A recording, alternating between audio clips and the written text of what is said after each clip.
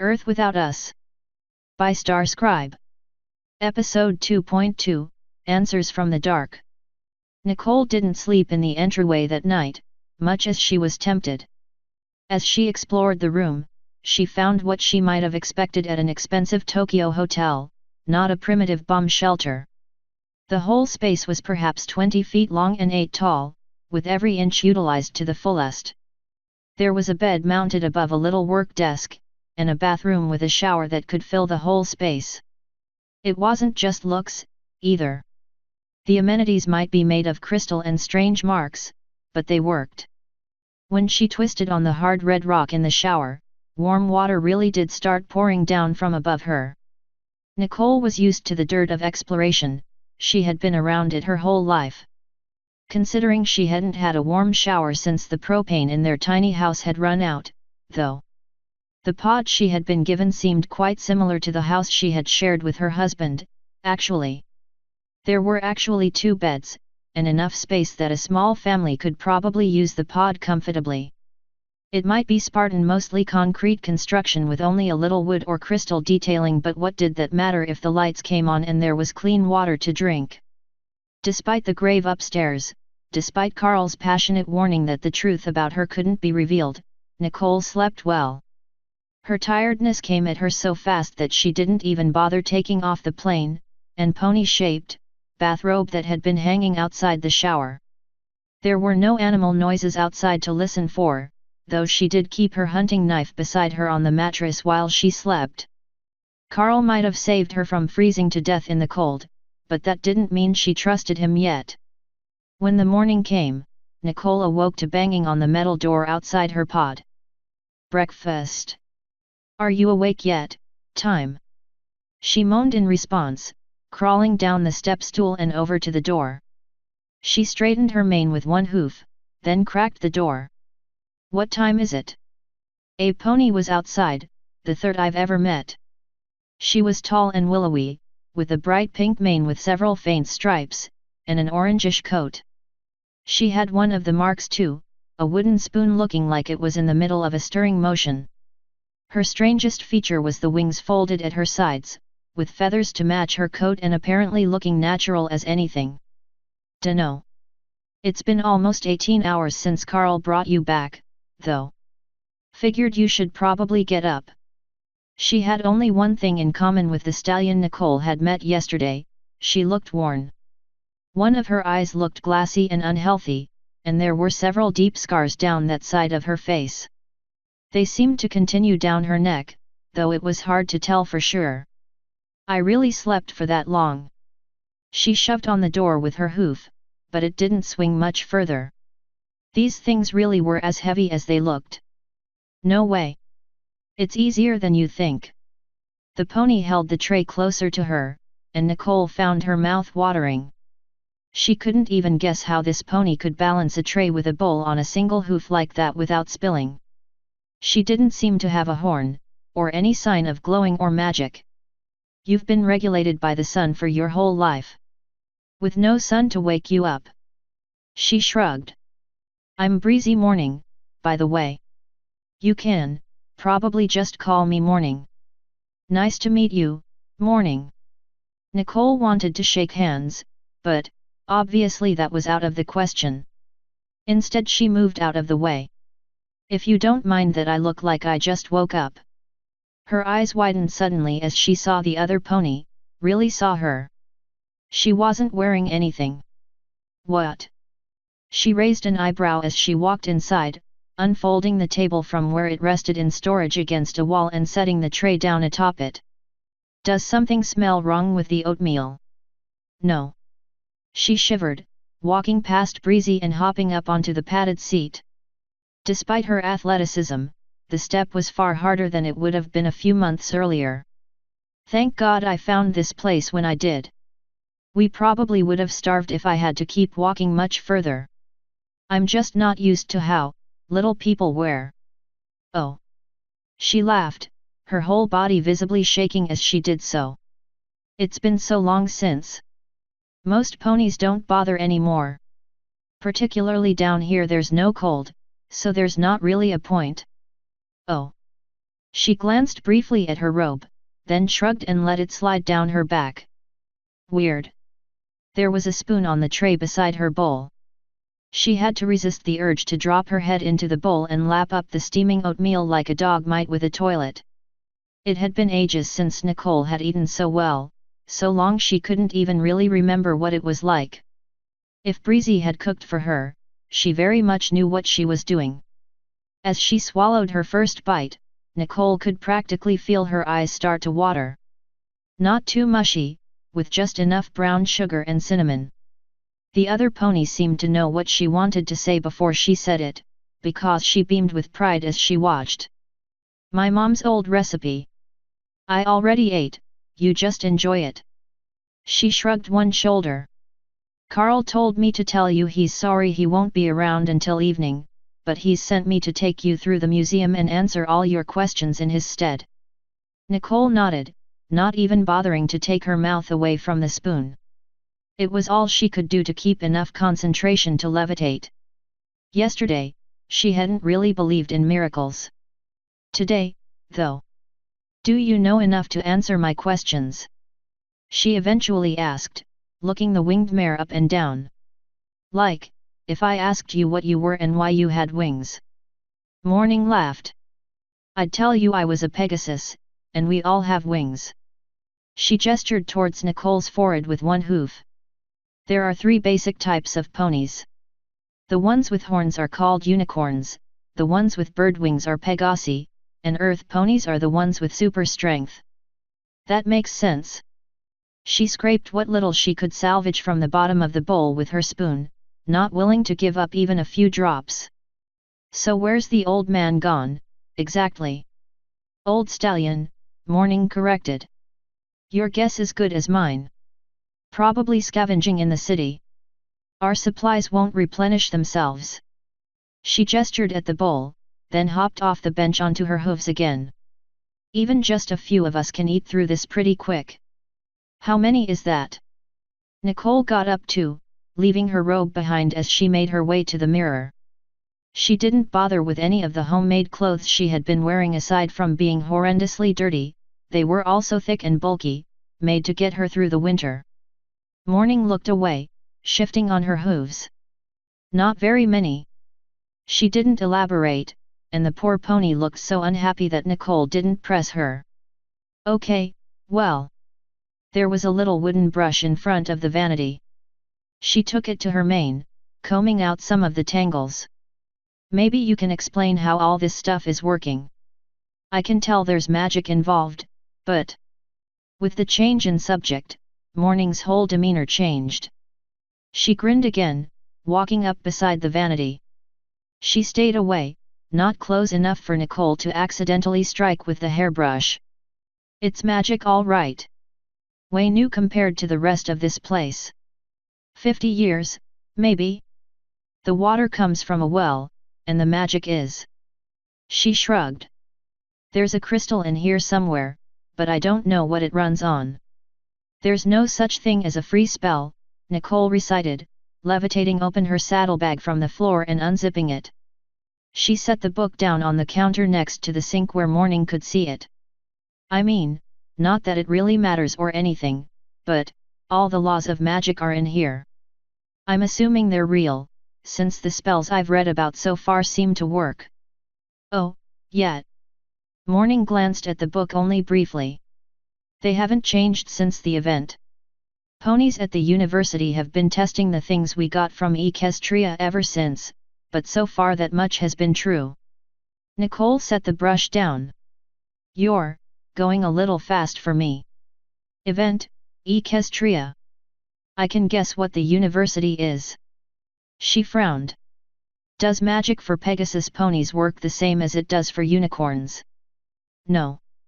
She blushed, looking suddenly away. Not really. Except for the first law, but not many other types of ponies ever tried to break it with their magic. Not many. Always with the exceptions. The first one, that's... She thought a moment. It didn't take long. That book had been Nicole's only source of pony-related knowledge in months. She had studied every word, trying to learn everything it had. Even implications, even indirect statements were worth considering. All ponies must die, she recited. Not sure what the point of that one is. Why would a book need to print something like that? The Pegasus turned away, walking towards the door. She stood in the doorway, staring at the ground. Because some ponies think they can break it. Usually people die when that happens. Nicole shivered, but it wasn't as though that was at the front of her mind. As much as she wondered about the strange words this pony used, words that her own book had mentioned too, she realized, there were other questions that mattered far more. Nicole had imagined this moment for months now. She hadn't dreamed it would be in a secret cavern under the ground, though. She had imagined the steps of a university, or maybe a mayor. It had always been someone important to talk to her, even though of course there was nothing important about her. Now that the moment came, all her fancy expectations melted and she tripped over her words. What happened to everybody? She asked, gesturing up at the roof. The humans, I mean. The cities, the people. Did we lose a war with horse aliens? Did some weird god finally come back, or? Morning shook her head, silencing Nicole with a look. I've got a book I can give you with some of those things in it. Since we're standing in the Museum of Human Achievements though, I figure, we might as well take a look first. Probably save you the reading. Sure, whatever. Her voice cracked. I just wanna know why my life was ruined. I wanna know why my husband had to get sick and die. I wanna. She broke down. The tears came easily. It wasn't as though she had really tried to hold them in during her month alone. Carl wasn't here, there was nobody to judge her a basket case. Morning wrapped a wing around her shoulders, just barely firm enough for her to feel it. Nicole clung to her without even thinking, feeling the strange softness of the fur and feathers. After almost 6 months alone, it was even better than the food. Sure, time. She patted her gently on the head with one hoof. Let's get you the answers. She did. Carl and Morning's word proved good, they really did visit the other half of a museum. Most of the exhibits weren't terribly interesting to her, metal models and mosaics and block letters explaining what humans had been and what they had achieved. There were no photographs or other bits of working technology, though there were artifacts encased in thick glass and set out of reach, and all of them looked notably human. Nicole learned her answers at the very first exhibit, the one dedicated to refugees for 10,000 years to come. She learned about a death coming for her species, and a spell that had cast them forward in time. She learned about the other world, and the transformation that kept her safe. She would not have believed such an outrageous story 6 months ago, right after returning in her tiny house while speeding down the highway. Unfortunate, the evidence seemed to match the story the exhibits told her. There was no denying the world she had seen outside, a familiar climate gradually erasing the civilization she had known. Every question the exhibits couldn't answer, her guide could, with the speed of someone explaining something long understood. There was no point in arguing with such overwhelming evidence. Nicole took in every part of the exhibit, and then stumbled barely aware back to her room. Despite her hunger, she didn't eat dinner, nor did she move from her spot on the floor. It was too much. Asterisk asterisk asterisk. Sucks, don't it? Nicole couldn't have said where the speaker was coming from, except that she sounded nearby. The world was a swimming mess of grey and bad memories. She watched Derek rot away before her eyes, his strange limbs swelling and turning black. She buried him in the frozen ground, as deep as she could dig. Not deep enough to keep the wolves from getting to him. Royally. Was she talking to herself? It was so hard to tell. You aren't the only one to suffer. The grey around her changed to brown. Instead of snow she saw a western town, miners choking to death on coal dust or getting locked away under the earth. The memories went by so fast she could hardly be sure of what she was seeing. Ponies trapped in tunnels or falling from the sky in doomed airplanes. Loved ones were trapped in the past or future, far too distant to ever reach. You went through hell, but at least you got to say goodbye. Something touched her swollen belly, very softly. You got this. Most of us just get to wander. Count your blessings. Other people having things worse doesn't make it easier on me. No. She felt wings around her, though they weren't the same ones she had seen earlier. These wings were warm, and seemed to have skin instead of feathers. It was a strange sensation, but so many strange things had happened to her lately that she hardly even noticed. But you're not alone. The whole human race has gone through shit like you. We gotta stick together. They're burning us. She thought back to the grave, filled with charred bones. In the dream they seemed to form in the space in front of her, white emerging from the brown. Carl said they're killing refugees like me. Why would God let this happen? The other figure was clearly not a person, not at a size not that much taller than herself. We can't count on some magical something to save us, Nicole. She tossed something on the ground in front of her. Nicole recognized it as the book Morning had given her once they were done in the museum, the one that said "Read me" in bright red letters on the cover. Plans like that end with people cut away from their families because the ponies thought we couldn't handle coming back all at the same time. Good ponies end up dead because they tried to change the whole world by themselves. Nicole blinked and found she was no longer asleep.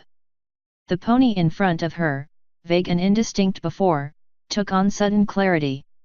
She was faintly blue, with an icy mane and orange eyes. She hadn't imagined the bat wings. Ponies could apparently have those too. The book really was on the ground in front of her, exactly where the pony had thrown it. What? She blinked, sitting up. Her whole body was stiff, and she wiped a little crust away from her eyes as though she really had been sleeping. She looked up, but the door was still shut as she had left it. Dreamwalking. She flicked her tail casually. I've been waiting for an easy trip back here since I found out Esri had taken in a stray. You were so exhausted last night that you didn't dream. She walked past her, towards the door. She went for it with her mouth, as though she intended to leave. She wasn't fast enough. Nicole caught the wheel in her magic, glowing firmly and preventing her from escaping. Excuse me. She rose, her whole body shaking with anger. No more. She stamped her hoof, and the metal door creaked in protest. The world has rules, damn it. You people can't just call it magic and do whatever you want. The bat-winged pony's expression softened. Sorry. She sat on her haunches, puffing her bangs out of her eyes. The pony was taller and bulkier than she was, in a way that Morning hadn't been. She had her fair share of scars. Half of one ear was missing and the bottom of one of her wings looked shredded. Like the other mares she had met today, she was naked, though she had a mark of overlapping Wi-Fi marks for her cutie mark. You're right. Nobody changed the rules, but I probably should have just waited until Esri found time to sleep. She'd be bound to after another few days. Shouldn't have frightened you. She took a deep breath, sitting straighter. My name is Jackie. She shrugged one wing, and Nicole caught something attached to her side under it. Even in the faint gloom of a single crystal light there was no mistaking the sheath of a dagger, the blade clearly still inside. She stared. I'm Nicole. Jackie didn't let her finish. I've been guiding you here for months now, God knows I picked that much up from those nightmares of yours. Guiding me? Yet.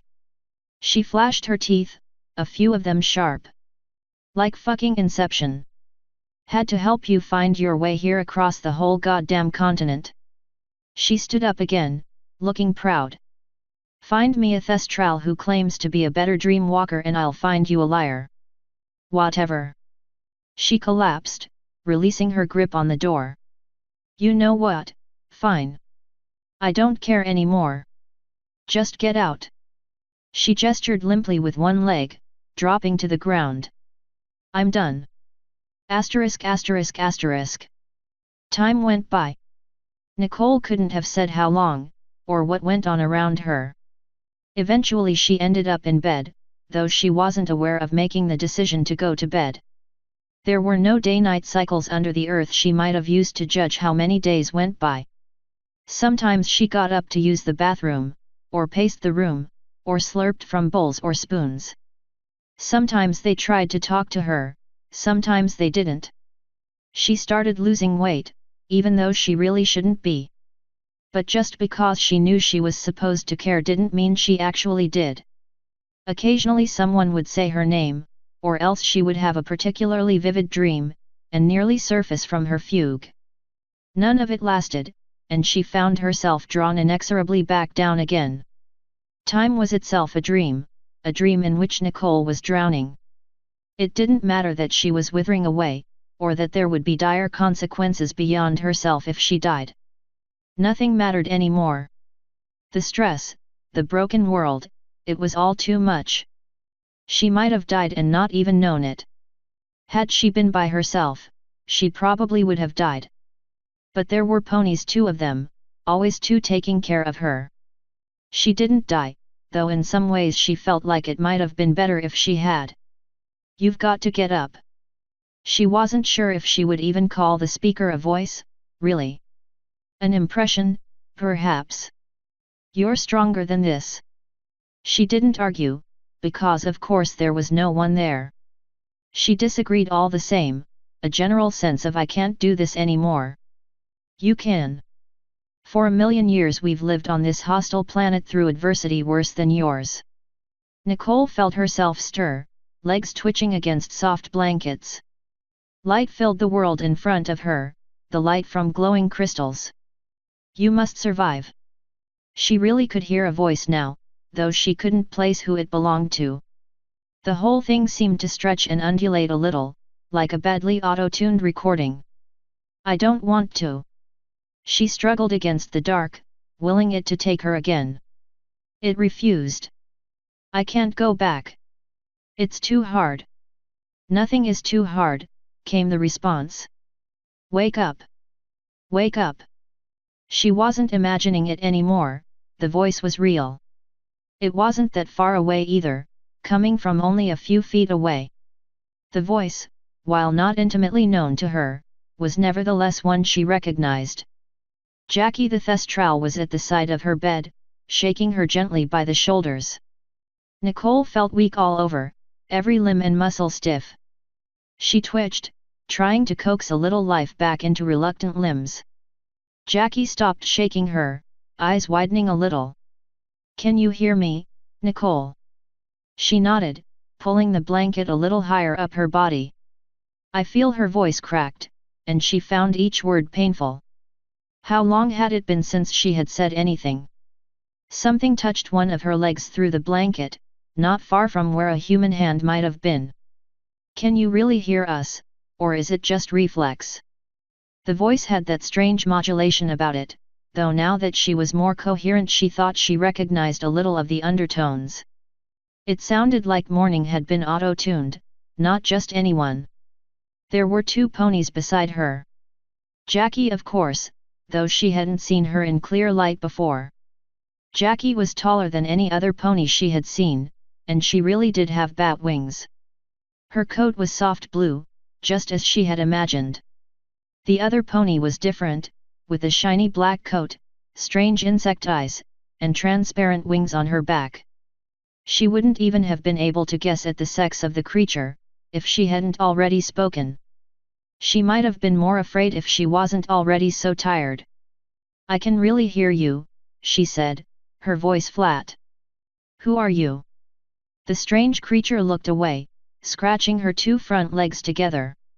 "Lots of people. Everyone you've met so far," Jackie explained matter-of-factly. "This is my wife, Esri. She's a bit of a method actor." Something flashed from around the shiny black coat of the creature, and her horn sent her the faint impression of magic. It happened so fast she almost didn't get a good look. The little creature's body growing a coat of fur, wings growing feathers, and all the holes in her legs filling in. A few seconds of magic, and she was breezy Morning again, complete with the mark on her butt. "See? I get kinda bored if I stay the same pony for too long. Another flash of magic and the elderly Carl was there again, almost as tall as Jackie though far weaker looking. The voice changed just as much, and the stallion grinned at her. I was pretty convincing, wasn't I? Yeah. She nodded, rolling sideways on the bed. How long was I? She wasn't even sure what to call it. It hardly seemed flattering to refer to her own psychological breakdown, even if that was exactly true. Well.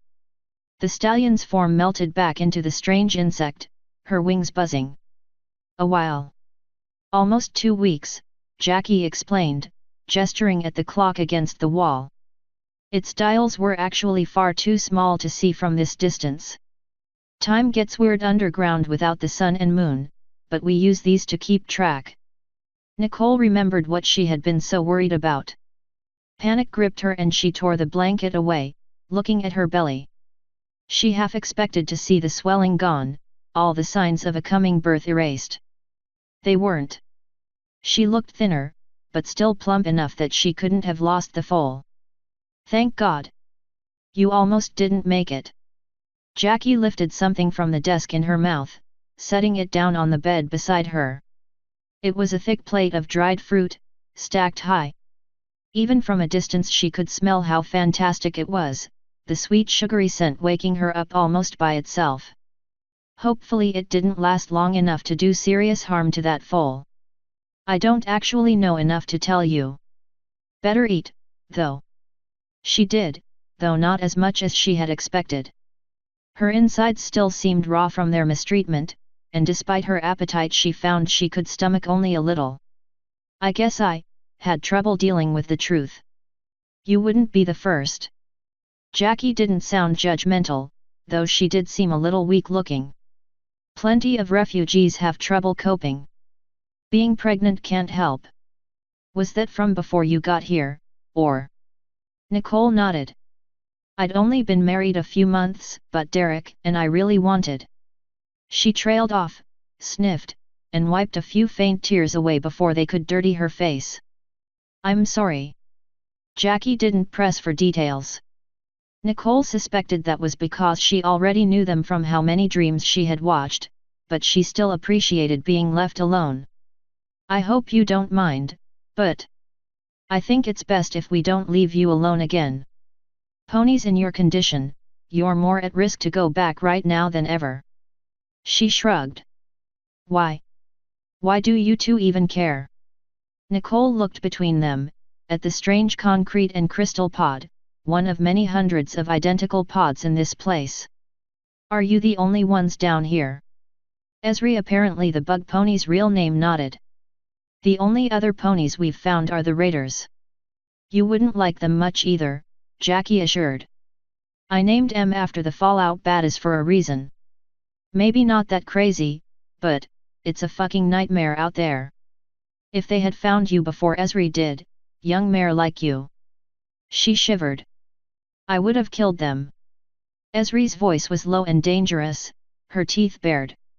Nicole ignored them both. Who? Who do you think you're calling young? She raised one eyebrow. You don't look that much older than me. They both laughed. For Esri the sound was genuine, albeit strangely stretched and reverberating. Jackie's voice sounded bitter. Probably a little older. Older than Archive by a few hundred years.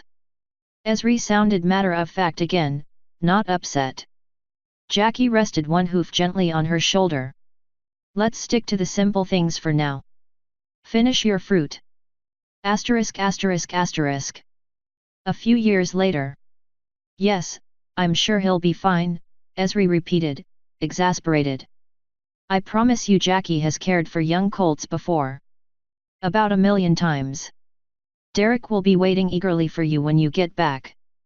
Esri didn't wear her true shape, just as she never did when they were on the surface. They didn't often see other ponies, but they sometimes did. Even in safer times, when the most hostile of the so-called raiders had starved in the harsh winters, even regular ponies seemed eager for violence where changeling drones were concerned. Instead she wore the older unicorn's body, with the addition of an old wooden rifle slung over one shoulder. Nicole had one too, along with the empty saddlebags that would hold their salvage. Assuming they actually found any. Nicole sighed, hurrying to catch up with the stallion in front of her. Nicole tried not to think much about that, too. She could only imagine how confusing it might be to be a creature that might be any age, sex, or even species at any time. The sun was low in a sky streaked with the yellows and vibrant blues of coming dawn. "You never told me, have you ever tried looking human?" Esri barely looked back, lifting the rifle off his shoulders. "Oh, sure." He shrugged with the gun. "Did it for a friend of mine a few times," when he asked. He led the way down the street, gazing down the sights at every open doorway and the entrance to every street. Damn hard, though. Harder than being a dragon ever was, more glamour than looking like a griffin. "You can be a dragon." Nicole found her own gun drooping a little as she imagined Esri as a black-scaled dragon, the fierce reptile of her book, except that she would have holes in her wings and her legs in the proper changeling way. "Easier than I can be human." Esri nodded sagely. "I had plenty of examples when I was growing up, but they're all hazy now. Humans aren't really meant to live in magic. Otherwise there wouldn't have been an event." Nicole rolled her eyes, but she didn't get the chance to make some kind of witty retort. Didn't, because at that moment she heard someone coming. Her new friends had trained her well in the last few years, well enough that she knew to watch the sky and listen for wings as much as the ground around them. It was from there she saw the newcomer, soaring straight toward them from some great height. "Esri, look!" She took a little pride in noticing him first. The old unicorn beside her raised his rifle toward the sound, eyes narrowing. "These eyes aren't as young as yours. Is that pony wearing armor?" She nodded. "Looks that way. Must be pretty light if he can still fly." "Yet." Esri gestured hurriedly towards one of the nearby buildings, and together they made their way under a crumbling awning. He kept her voice down as he explained. "We don't want to be out in the open, where a really skilled Pegasus could hit us with lightning or a nice strong wind." "Okay." Nicole stayed close to the older unicorn, going over their story in her head again. Bookkeeper was her father, and they were scavenging together. They lived in the nearby forest in a hidden shelter, and they had been living here for the last year or so. "You'll do most of the talking, right?" "Yet." Esri drew himself up to his full height as he watched the airborne Pegasus approach, no longer aiming at him with the gun. He kept it close though, only a little ways from pointing directly at him. As he got closer, Nicole could get a better look at the stallion. He was bright red, with glittering silver chain on much of his body, but not the wings. He had a scabbard at one side, and a thin blade inside with a grip that looked more suited for a mouth than a hand. There were symbols worked into the armor on either side of his torso, though she didn't recognize them. Some kind of black flower, half obscured by a rising moon. Some kind of coat of arms, maybe? He stopped perhaps 50 feet into the air, slowing himself so abruptly into a hover that Nicole felt the rush of air as he ate the space, rustling dirt and trash all around them. "Ponies," he called, using the new language Nicole had been studying from Esri and Jackie over the last few years. There was a little English influence there, about as much as Old English had in common with the modern variety. Nicole had always been good with languages, so she had no trouble understanding what the stallion shouted. "Be you civilized horses that know how to bow, or rough ponies who accept no authority but your own?" Of course, just because she knew what the words were didn't mean she knew how to reply. Fortunately for her, she was in the company of a master actor. Bookkeeper walked out a few steps from the building, lowering his head respectfully. He didn't just use the same language of the speaker, but somehow he even matched the accent. "My daughter and I are honest ponies, even if we have fallen on hard time as much as the rest of the world." "Who asks?" The Pegasus seemed to relax a little at the sound of his voice, dropping another 10 feet or so closer. His eyes went right to their rifles, but he looked immediately away. There was nothing of fear in him. This clothes, it was quite plain he was wearing some kind of uniform, with intricate layers of cloth around the chain and padding beneath. Is well. He lowered his head in response. My name is Sir Quick Flight, forward for the magnificent army of Etheling. I was sent along with several others to search the ruins of Alexandria for ponies that may be survived in the dead city. Well met, Quick Flight. My name is Bookkeeper, and this is adventure time. I wouldn't call us citizens of Alexandria, but the city has taken care of us as long as we've lived here. That's good news. The Pegasus landed across from them, looking towards them. He didn't seem to even really see Bookkeeper, instead staring openly at her. My master Etheling requests and requires the aid of all in Alexandria who will bow to law. There was no mistaking interest when she saw it. How long had it been since someone had looked at her like that? It had been years since she had buried her husband. She found herself smiling a little in response. Why are you here? Esri asked, taking a protective step towards Nicole, a little in front of her. The message was clear. I'm sorry to tell you that looters have picked the city clean a dozen times by now. Alexandria's treasures are all gone. Not all gone.